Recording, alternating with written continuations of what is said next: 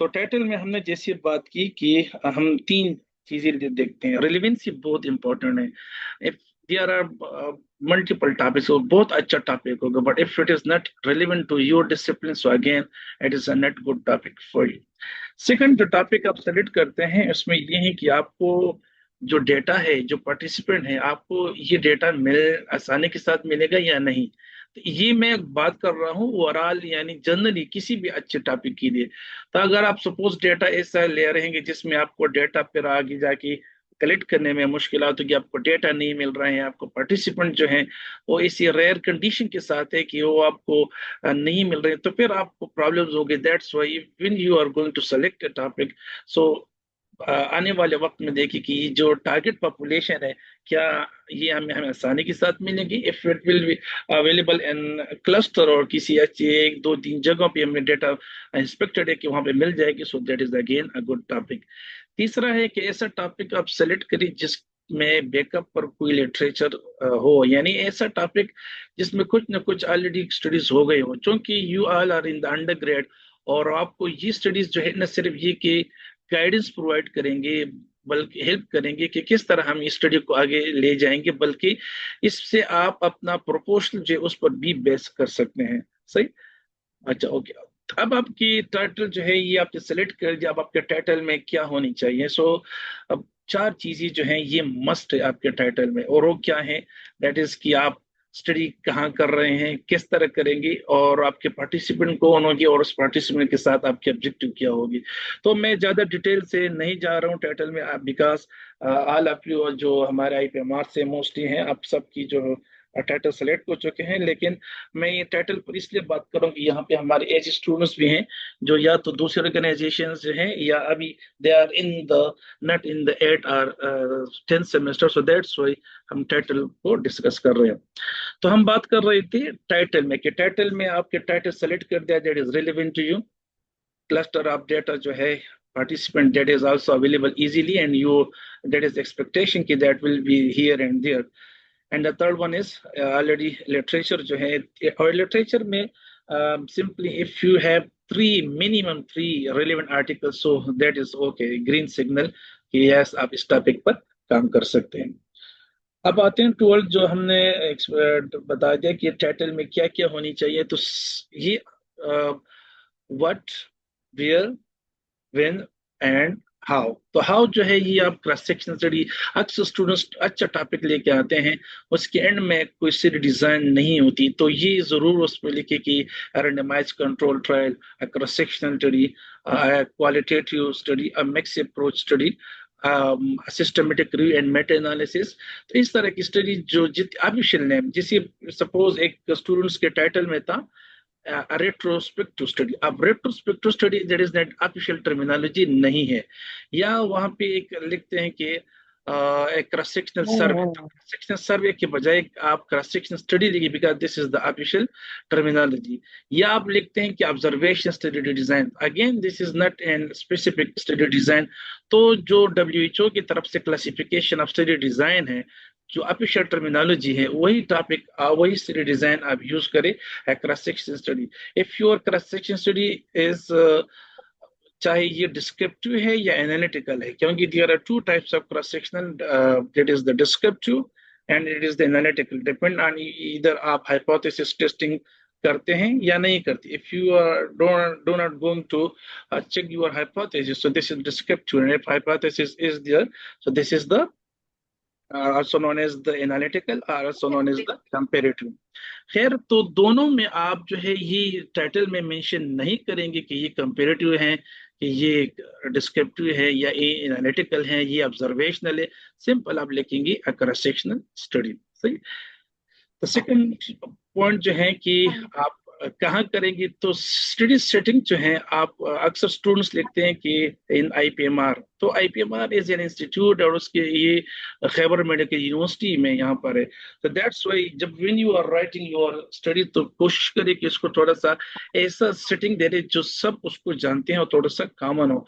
आप पेशावर लिख सकते हैं, आप यूनिवर्सिटी में अगर डेटा कलेक्ट करें तो खैबर मेडिकल यूनिवर्सिटी, बेशक आप एक डिसिप्लिन से करें, तो बजाय इसकी क्या है IPMR, INS IPMS का नाम लेके, that will be more better and more appropriate कि आप लिखे and the undergraduate students of Khyber medical university.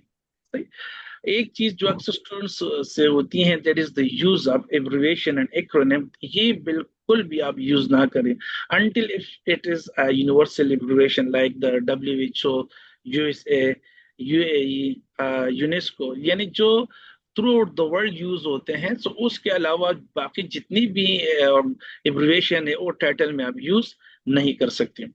इसी तरह पार्टिसिपेंट जो है, जैसे आपने कहा कि अंडर ग्रेजुएट स्टूडेंट्स, तो यहाँ से ये पार्टिसिपेंट भी आपके टाइटल में जरूर मेंशन होनी चाहिए। और उसके साथ आप क्या करेंगे, आप नॉलेज असेस कर रहे हैं, आप प्रेवलेंस देखना चाहते हैं, या आप सिचुएशन देखना चाहते हैं, तो या रिस्पेक्टर जो है वो असेस करना चाहते हैं, तो ये जरूर वहां पे मेंशन करें। तो आपके टाइटल जब कोई भी रीड करेगा तो उसमें ये चार चीजें उसको मिलनी चाहिए कि इस स्टडी में क्या हो रहा है, प्रेवलेंस फाइंड आउट हो रही है, इंसिडेंस है, यहाँ पे जो इसके डिस्ट्रीब्यूशन है, सिचुएशन देखने जा रहे हैं, क्या करने जा रहे हैं, यानी what the researchers they are going to do in this research, इसको एक आइडिया मिलनी चाहिए। सेकंड, इंफॉर्मेशन टाइटल से जो किसी भी रीडर को उसको मिलनी चाहिए, that is who will be the participant, यानी ये जो प्रेवलेंस आप मालूम करने जा रहे हैं, तो ये कौन सी कंडीशन की होगी, किस पॉपुलेशन पर होगी, किस डिजीज के साथ होगी, ये आप वहां पे मेंशन करिए। थर्ड, इंफॉर्मेशन जो आपके टाइटल से रीडर्स को मिलनी चाहिए कि ये जो आप करने जा रहे हैं, suppose it is the prevalence of the low back pen among the undergraduate students। अब ये अंडर ग्रेजुएट स्टूडेंट्स कहाँ से होंगे, तो दिन इट इज द सेटिंग जो आप इस आपके टाइटल में होनी चाहिए, and that's suppose that is the Khyber medical university. और किस तरह, सो ऑब्वियसली हाउ का आंसर आएगा, that will be the cross section study. So the prevalence of low back pen and its association with the body mass index. अब यहाँ पर अगर किसी ने लिखा कि इट्स एसोसिएशन विद BMI, अब BMI गलत एब्रिविएशन नहीं है, but you can't use it in the that title, सही। तो और फिर आगे जाके जो है ये क्रॉस सेक्शन स्टडी, तो ये हमारा हो गया टाइटल में। नेक्स्ट जो हमारी मेन टॉपिक, जहाँ पे स्टूडेंट अक्सर उनको थोड़ी बहुत मुश्किलात होती हैं कि हम इंट्रोडक्शन किस तरह लेके, तो इंट्रोडक्शन पर हम बात करते हैं। इंट्रोडक्शन की 3 पार्ट्स होते हैं, यानी पहला पार्ट जो आप यहाँ इसमें आप लिख सकते कह सकते हैं कि this is the problem statement. अब प्रॉब्लम स्टेटमेंट क्या चीज है, इस पर हम बात करते हैं। उसके बाद जो हमारे सेकंड है, दैट इज द एविडेंस। अब एविडेंस ऐसी एविडेंस जो आपकी टाइटल से जो रिलेवेंट बाकी प्रीवियस स्टडीज है, ये this is the second part, जो आप यहाँ पे ये कह सकते हैं कि this is the relevant evidence जो है, तो ये आप वहां पे मेंशन करेंगे, सही है।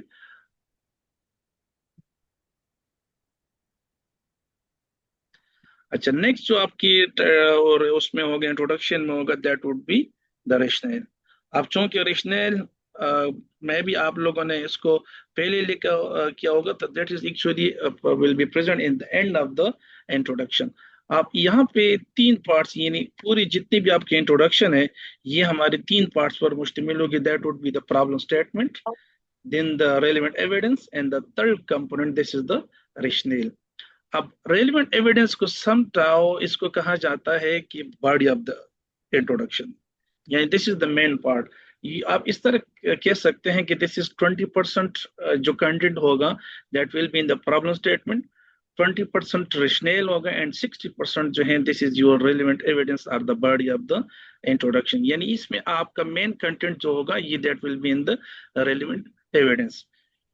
अब how many words there should be in the introduction, ये थोड़ा सा क्लियर कर ले कि तो आपकी पूरी जो प्रपोजल है, इसकी जो वर्ड लिमिट है, इसमें आप रेफरेंसेस काउंट नहीं करते, रेफरेंसेस और आपके जो कवर पेज है, यानी जो कवर पेज से मुराद हमारी जो ये पेज था जिसमें आपका नेम, कैंडिडेट, सुपरवाइजर नेम, ये इसके अलावा आपके टाइटल से लेके आपकी and line of the just आपके रेफरेंस से पहले that should be not more than 3000 word.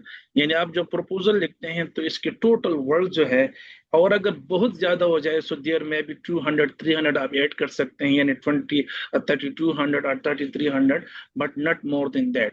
तो ये तो ओवरऑल हमारी प्रपोजल की लिमिट है। इंट्रोडक्शन की लिमिट कितनी होगी, तो ये आपकी जो टोटल लिमिट है that should be not more than 600 words. यानी आपकी पूरी जो प्रॉब्लम स्टेटमेंट से लेकर आपके रैशनल तक आपकी जो टोटल होगी that would be the 600 words, और ज्यादा हो जाए तो 700 तक जा सकते हैं। अगर इन केस इफ आपकी प्रॉब्लम स्टेटमेंट थोड़ी सी ज्यादा होगी, रैशनल आपका ज्यादा है, तो किसी भी सूरत में आप ये जो है आपकी 1000 से ज्यादा नहीं होनी चाहिए। आज अगर आपके टोटल वर्ड 2000 है, ये स्टिल इट्स ओके। मतलब ये जो मैंने 3000 word, this is the maximum limit. अमूमन इससे कम वर्ड्स में आपकी प्रपोजल अमूमन हो जाएगी, but this is the maximum limit. तो प्रॉब्लम स्टेटमेंट के बारे में बात करते हैं। प्रॉब्लम स्टेटमेंट में सबसे पहले जो है आप जिस प्रॉब्लम पर काम कर रहे हैं उसको आप स्टेट करेंगे। मिसाल के तौर एक टॉपिक जैसे अभी मैंने पहले कहा कि the prevalence of low back pain among the undergraduate students of Khyber medical university, a cross sectional study, ये टॉपिक है मेरा। तो इसमें प्रॉब्लम क्या है, this is the low back pain. तो सबसे पहले जो आप पैराग्राफ लिखेंगे, you will just write down कि what we mean by the low back pain. So low back pain है क्या चीज, इसकी आप याद रखिए कि इंट्रोडक्शन में जो भी आप सेंटेंस लिखते हैं इसकी जरूर आप साइटेशन करेंगे, रेफरेंस करेंगे, और वो आप एक बिब्लियोग्राफी मैनेजर से करें तो ज्यादा बेहतर है। जैसे जोटीरो है, इन नोट है, मेंडले है, इसमें आप जो भी यूज करें, तीनों की तीनों, इसके अलावा रिफवर्क है, रिफमैन है, तो ये मल्टीपल सॉफ्टवेयर है जो उसके लिए यूज होते हैं। रेफरेंस इसके लिए सबसे कॉमनली यूज होती हैं। This is the end note. इंशाल्लाह हम एंड नोट पर एक अलग सेशन रखेंगे कि हम साइटेशन रेफरेंसेस जब हम साइट करते हैं तो इसके लिए एक सॉफ्टवेयर किस तरह यूज करेंगे, तो उस पर अलग एक सेशन इंशाल्लाह लेंगे। तो प्रॉब्लम स्टेटमेंट में आप अपने लो बैक पेन से, सो लो बैक पेन, और चूंकि लो बैक पेन ये बार बार आपकी इंट्रोडक्शन और आपकी स्टडी में अपीयर होगी, तो इसलिए आप पहली बार जब इस तरह के कॉमन वर्ड यूज करते हैं तो इसको आप फिर शॉर्ट फॉर्म में भी लिख दी, यानी LBP। याद रखिए इसके क्राइटेरिया क्या है। अगर एक वर्ड आपकी स्टडी में 3 से ज्यादा बार जो है वो रिपीट होता है तो इसको फिर आप शॉर्ट फॉर्म में लिख सकते हैं। इसी तरह आप उन अल्फाज को सिर्फ शॉर्ट फॉर्म में लिख सकते हैं तो जो नेचुरली जो है, या वी कैन से दैट कि जो कन्वेंशनली लोग लिखते हैं, मतलब लो back pen LBP, this is a very common abbreviation. इस तरह BMI ये कॉमनली लोग इसको यूज करते हैं, या स्पाइनल कॉर्ड इंजरी के लिए ECI, ये मल्टीपल लिटरेचर में आपको मिल जाएगी। लेकिन आप अपनी तरफ से अगर एक वर्ड 4-5 दफा आपकी यूज हो रही है तो आप अपनी तरीके अपनी तरफ से इसकी एब्रिविएशन नहीं बना सकते। तो जिस तरह मिसाल में आप लीजिए, जैसे KMU है तो KMU इज कन्वेंशन हम लिखते हैं KMU। तो पहली बार जब आप की प्रपोजल में खैबर मेडिकल यूनिवर्सिटी लिखेंगे अदर देन द टाइटल के बाद, तो फिर आप वहां पे जो है KMU लिख सकते हैं। और फिर आगे जाके आपकी इट इज रिपीटेड 1000 टाइम्स भी रिपीट हो जाते हैं, so you will just write the that short form. तो प्रॉब्लम स्टेटमेंट में पहले आप लिखेंगे that what we mean by the low back pain, उसके साथ साथ आप लो बैक पेन की ग्लोबल जो प्रेवेलेंस है, उसकी जो मॉर्बिडिटी रेट है, उसकी जो मोर्टिलिटी रेट है, ये आप मेंशन करेंगे, और इसको आप फिर नैरो करेंगे, अब लेके आएंगे टुवर्ड्स द पाकिस्तान। यानी आप ग्लोबल बात करेंगे, फिर आप पाकिस्तान की तरफ आएंगे, और फिर आप स्पेसिफिकली चूंकि आप अंडर ग्रेड पर स्टडी कर रहे हैं तो आप अंडर ग्रेड की ही जो है अगर ये जो एपिडेमियोलॉजी है ये मेंशन करे तो ये ज्यादा बेहतर रहेगा। आपके प्रॉब्लम स्टेटमेंट जो है ये आपकी इंट्रोडक्शन प्रपोजल में 5-6 लाइन से ज्यादा नहीं होनी चाहिए, और आपको जो प्रोपोर्शन मैंने बता दिया कि ये आपकी 20 to 25% आप जो है ये आपकी प्रॉब्लम स्टेटमेंट होगी। इस तरह 20% आपकी पूरी इंट्रोडक्शन का जो है 30% तक आप जा सकते हैं, रेशनल में 30% जा सकते हैं, एंड द रिमेनिंग 60 or 50% जो है this is your main evidence of body. ठीक, हम थोड़ा सा एक सेशन खत्म होने वाला है, हम आपको विद इन 1 minute 2 minute जो है आपको एक न्यू लिंक शेयर करते हैं ग्रुप में।